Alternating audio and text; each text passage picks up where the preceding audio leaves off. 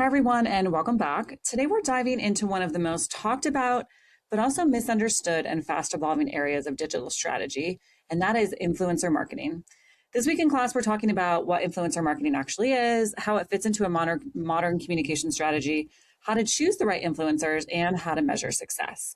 And I'm so excited because I'm joined by Brianna Doe, the CEO and founder of Verbatim, to help us unpack this in a real world way. So, Brianna, welcome. Thank you so much for having me. Why don't you start by telling us a little bit more about your background and how it relates to influencer marketing? Definitely. So, as you mentioned, I run Verbatim. We are an influencer marketing agency. So, we're brand first, is how I like to say it. So, brands come to us, say we're looking to either, launch our first influencer campaign or build a full program. And then we handle influencer sourcing, negotiation, outreach, and then the full campaigns themselves. So, brainstorming with creators, making sure content's going live, and making sure we're optimizing the program so that we're seeing the results that we're looking for. We are not, just for context, like a talent management agency, which some folks think we are. So we don't manage creators, we build the programs. Oh, very nice. So, when you hear the phrase influencer marketing, what does it mean for you? Yeah, for me, it means a brand partnering with a creator, an industry leader, a subject matter expert to essentially amplify their brand's message or product through the creator's voice. So they're using them as a megaphone, for lack of a better term, to get in front of their audience and to kind of build trust a lot faster. And I keep it vague on purpose because I think in the earlier days of influencer marketing, it was strictly sponsored posts. Like you saw somebody do, an ad on Instagram or et cetera, but it looks so much different now. It can be sponsored posts. It can be like co-created lead magnet assets or downloadables. It can be webinars and events. So the world itself is a lot broader. Yeah, I love that. For the purpose of the class, we define influencer marketing as a strategic collaboration between brands and individuals who have built trust and credibility with an online audience. And it's really a hybrid, and as you said, constantly evolving. And it combines traditional celebrity endorsement with modern content driven storytelling. What's different now is that it's not just about fame, it's about trust and it's about community and mostly about social proof, which again is social proof is when our followers see someone positively responding to a product or a service, and that helps them see that there's value in them using it too, that they know it's going to work for them. So, Brianna, from your experience, why can't brands just buy ads? Like, why should they or could they consider the effort of working with influencers? Yeah, that's a great question. So this is the most marketing literate generation brands have ever seen. We know the minute we're being sold to. If you got on Instagram right now and started, just scrolling for a while, I know you can point out the ads to me. You can probably point out which posts are potentially sponsored content, but you can at least tell me when it's a traditional ad. And that's not to say that there's no space for paid advertising anymore, but the impact is diluted quite a bit. I mean, brands are really competing for the same ad space to the same audience in a world where we're just saturated with content. And when you partner with influencers, you're able to break through a lot of that noise because you're working with creators who have already built an incredible amount of trust with their audience. They know what resonates with them. They know how to speak to them. They know how to integrate or weave your product mention or your brand into the content they're already creating. And so you're able to just build trust and credibility a lot faster as opposed to what I call like a cold ad. Yeah, I think that's a great distinction. I like to say that traditional ads interrupt us online and in other places, but influencers integrate.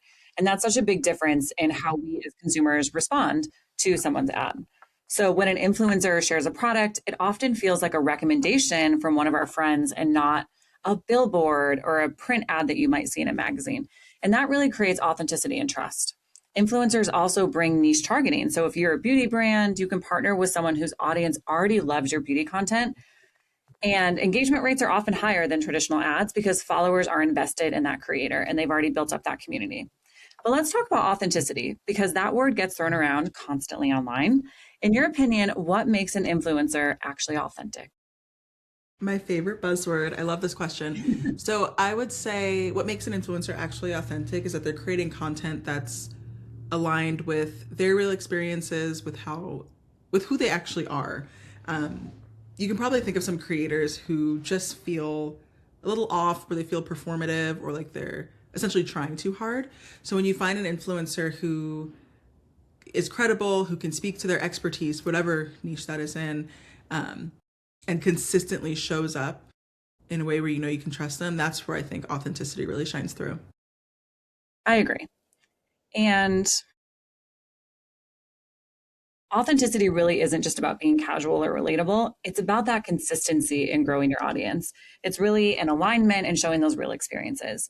So we talk about four key characteristics when we talk about influencer marketing, and that is authenticity, expertise, engagement, and consistency. Because you can have a million followers, but if you don't have their trust, you don't have influence. And that brings me to one of the biggest misconceptions, and that is that influencer marketing equals celebrity marketing. Brianna, do you think brands are shifting away from celebrities, or is there still value there in addition to working with more of traditional influencers? There's still value there in the sense that what I always say to clients is that before we'll launch any influencer campaign or program, you have to know how you're defining success. So let's say you're trying to just drive a ton of reach. It's not so much about driving conversions or, trial signups or demos, but specifically just getting in front of as many eyes as possible. You're going to want to partner with somebody who has a really large audience, right? And so in situations like that, celebrities, they can bring that reach, they can bring those eyes or those impressions. Um, I do think it's not that brands are shifting away from celebrities, but they're broadening their horizons in terms of how they're defining influencer marketing. So you're seeing a lot more brands partnering with like niche influencers or influencers who, to your point, can target a niche audience. And that I think is where the true value of influencer marketing can be kind of unlocked or revealed. But it really depends, like I said, on how you're how you're defining success. For sure. And that's a good segue into our next topic, which is breaking down four types of influencers.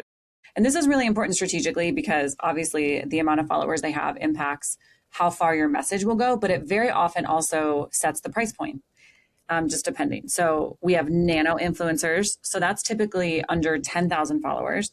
We have micro influencers. So their following typically ranges from about 10,000 up to 100,000. We have macro influencers, which are 100,000 to 1 million. And we have mega influencers, which are over 1 million. And obviously are usually celebrities or someone who is extremely famous online. So, Brianna, if a small brand came to you with a limited budget, which tier would you recommend and why? I'd recommend, depending on the specifics of the budget, I'd recommend a blend between nano and micro, especially if they're running one of their first campaigns ever. The goal here is to get as much data as possible. So you're going to want to spread that budget or allocate that budget across multiple creators. So you'll have that opportunity if you work with smaller creators and more of them, as opposed to, spending your entire budget on one macro influencer.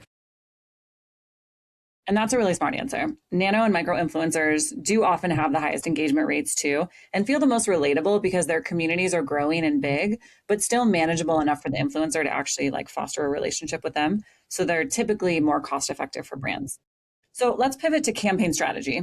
When designing an influencer campaign, we talk about starting with goals and not just vibes, not trends, but we're going for actual goals. And you kind of mentioned a few, which is sometimes you might focus on awareness. Sometimes you might be more tactically focused where you're trying to get them to do something really specific, go to a website, buy a product, etc. Where have you seen influencer campaigns succeed? And what did they get right at the goal setting stage to help them do that? So I love that you mentioned starting with goals because that is the key to success. So many campaigns start on the wrong foot because they'll just start reaching out to influencers, start signing contracts, get content out there, and they don't know how they're defining success. And if you don't take the time to align on that internally with your team and also with the CEO, the C-suite, the sales team, whoever it may be, you're not able to manage expectations when it comes to the campaign's results. So on one hand, make sure you're aligning internally on what success looks like, and then also make sure you're setting those goals and expectations with the influencers themselves.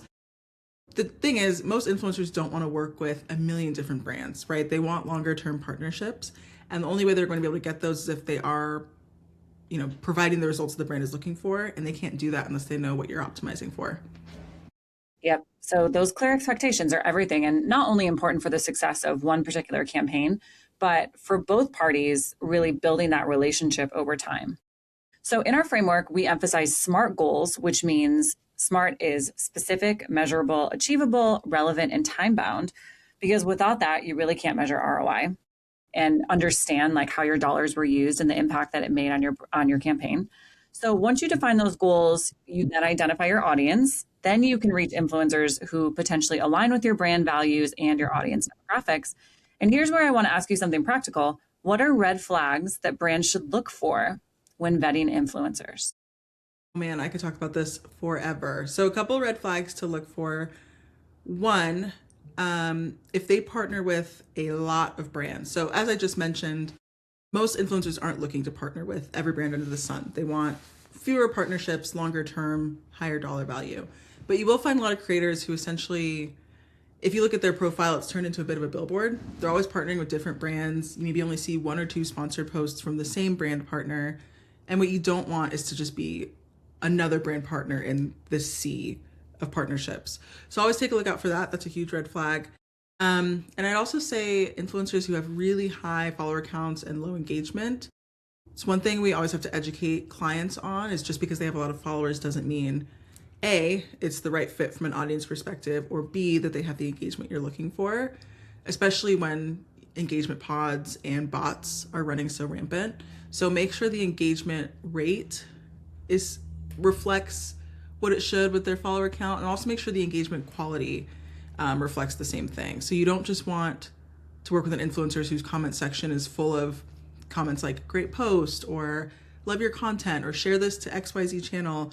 You want influencers who are sparking discourse in the comments, who are able to, facilitate real conversation and real engagement.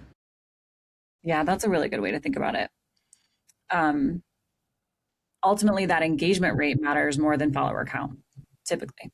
So let's talk about content formats because there's many. Influencer marketing isn't just static posts anymore. We're talking photos, short form video, long form YouTube, live streams, podcasts. Brianna, what formats do you think are driving the most impact right now? It really depends on the brand and the type of creator. Whenever I'm asked a question like this, I always ask first, what's actually driving the most impact with your audience? Like if you have a creator, let's say you're partnering with a creator who is video first, if you then have them do, like a static post, that's not going to resonate with their audience, right? But if you're partnering with a creator who is known for text only posts and you have them do video, you might not see the return that you're looking for. And so that's where I would recommend looking first. What do they typically post? What is their audience expecting from them? And how can we work within those parameters? Speaking generally, I would say short and long form video are really gaining traction right now, especially with YouTube. YouTube creators they do an incredible job of building trust and credibility, but also maintaining really high view rates. So how long people are staying on their posts or videos and listening and watching them. So that's where I would lean in the most, but it really does depend on your audience and how they like to consume content. Yeah, I think that's a good way to say it, that when we're looking to work with influencers, we should be looking at it as an extension of what our brand would be doing. So we don't want it to like be crazy different from what the types of content they would normally see from us. And video can be very powerful because it demonstrates many of our products in action. It's visual, it builds emotion quickly. And platforms like TikTok and Instagram prioritize visual storytelling. But that also means that production value and creativity matter more than ever. So let's shift into budgeting because everyone always wants to know about how much things cost and how much money influencers make. Brianna, what should brands consider beyond just the influencer's rate when it comes to working with them? Yes, there are a few things that are going to come up, especially in the negotiation process. So usage rights, first and foremost. Let's say you want to be able to use the creator's content that they've created for the partnership or for the brand, and you want to repurpose it across your paid advertising or on your website or even organic social. Some or most creators will charge extra for that, depends on how they structure it. So keep an eye out for that. That's one thing to keep in mind with your budget. And even the content production itself. So especially to your point, if you're working with video first creators, sometimes you'll see that they charge more for extra rounds of revisions. So 2 rounds of revisions might be included, but anything beyond that is an extra, $100 per hour or $500 per hour. It can really vary, so keep an eye out for that as well. And then anything related to exclusivity clauses, this can be a big one. Most creators will negotiate a higher rate if you want them to not post about competitors either during the duration of the partnership or even after. And you'll see the rate increase even more if you want it to go past the duration of the partnership. So those are some of the key things to keep an eye out for. And if there's anything related to travel involved, if you want them to come on set and shoot content, if you want them to travel with your team and shoot content, obviously there will be fees associated with that as well. Yeah, those are all really good points. I think it's safe to say there can be so many hidden costs, and that again goes back to being really clear in setting goals and having clear agreements on deliverables, timelines, how much you're paying with compensation, and those disclosure requirements that you talked about and working with competitors or the rights to use that content moving forward. So let's talk about ethics for a moment. Lack of transparency can damage both the influencer and brand reputation. So have you seen examples where disclosure issues ultimately hurt someone's credibility in working with the brand, like it hurt the influencer or the brand in working with vice versa? Yes, and I will say, first and foremost, the FTC or the Federal Trade Commission does require disclosures. So the brand or the creator or both could get hit with a pretty substantial fine if it's reported and investigated. So those disclosures, even though it can feel or look awkward, are really, really important on all types of sponsored content. And I have seen, times when that disclosure or lack of disclosure hurts credibility. I remember when Alex Earl did that, I think it was a Poppy pop-up last year at Coachella. I think it was Poppy or it was Olipop. But they basically rented out a huge villa for her and her friends. And Poppy was always placed strategically behind her in all of her clips, her videos, photos, etc. And there were no disclosures anywhere. And there was quite a bit of discourse around it online, especially from brand marketers and other creators who felt like the lack of disclosure was kind of deceiving, which I would agree. Yeah, and I think that hits again on the point of our favorite word, authenticity and transparency, because those ultimately keep the relationships positive for everyone involved. So, thinking towards the future, what trends are you seeing in the industry right now related to influencer marketing? Yeah, I think, as I mentioned earlier, we are just saturated with content. I mean, you could scroll on TikTok for hours, days, and never reach, the end of your feed or your For You page. And so I am seeing this shift to brands including or integrating more offline experiences into their influencer partnerships. So not just sponsored content, not just a, co-hosted webinar, but also co-hosting an in-person event with creators, having creators speak at their conferences, doing that like man on the street, interview style content and flying creators out to do that. And one thing I really like about that is that the creators getting more kind of integrated or woven into your overall marketing strategy. They're getting to know the brand better. They get to know your team better. And it also creates more opportunities or different opportunities for them to engage and create even cooler content. So the offline experiences is one trend that I've been seeing that I really like. Yeah, I think it's always important to point out because I do think that there are so many young people who see the value in growing a side hustle or a career as an influencer. And I always tell them, if you want to be an influencer, you should actually ask yourself if you want to be an entrepreneur, because there's a lot of commonalities between those two things. Because as a good influencer, you need to be good at contracts and following a time frame and getting your bills paid on time and all those things, because they play into your ability to work with brands and to grow your influencer business. Do you Oh, agree? 1000%. Yes, 1000%. It is entrepreneurship until you can, or if you ever reach a point where you can have a team that helps you. Until that point, it is just you and it's a lot to manage. The contracts, getting invoices sent out, following up on invoices, managing the content production and the feedback, it's a business in and of itself. Yep, it totally is. So lots of challenges for the influencers on their side of things, but there's also a lot of challenges for brands that they can face when working with influencers. Like finding the right influencer is obviously a huge one. Managing those relationships, measuring performance, and trying to really understand if you got a lot of value for what you ultimately paid them. avoiding influencers that do have those fake followers and not that genuine engagement, and then just ensuring that brand alignment. And that is truly a moving target when you're talking about linking your brand up with someone who is doing content all the time and things could change in the future, even from what they are now. So, if you could give one piece of advice to brands entering influencer marketing for the first time, what would that be? Yeah, I would say aside from making sure you're aligned internally on what success looks like, also take the time to understand where your audience hangs out on the internet, what type of content they like to consume, and which creators they trust. I think often with influencer marketing, those first few influencer campaigns that the brand runs, the influencers they choose are based on who the marketing team likes or who, the CEO thinks they should work with. But you can get really interesting data when you take the time to understand who is building trust and credibility with your target audience right now. And that's how you can build stronger campaigns right out the gate. Yep, that's really good advice. So let's bring this full circle. Influencer marketing works because of trust. It thrives on authenticity. It requires strategy, both from influencers and from the brand. It must align with clear goals, and it demands thoughtful measurement. So, Brianna, let's shift gears and talk about the industry that we work in and what advice you might have for students listening who may want to work in it. So for people that want to be an influencer or work in influencer marketing or both? I think both. Both. So if you want to be an influencer,